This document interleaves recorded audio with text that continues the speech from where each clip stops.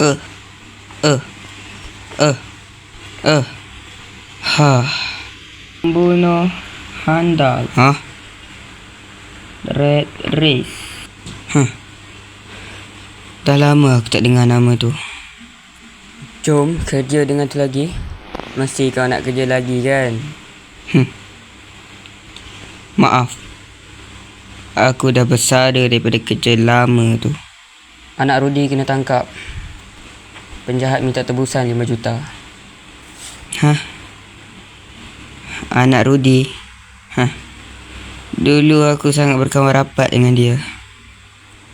Tapi sekarang aku dah tak nak campur masalah dia. Biarlah dia selesaikan sendiri masalah dia tu. Ayah. Hmm. Ayah. Ha? Esok belikan saya Nak pensel. ayah. Cikgu nak. Oh, okey. So ayah belikan dia. Handsome anak kau. Macam kau. Handsome kan anak aku. Tapi sayang, bakatnya tak diturunkan. Tak, aku tak akan turunkan bakat aku kat dia.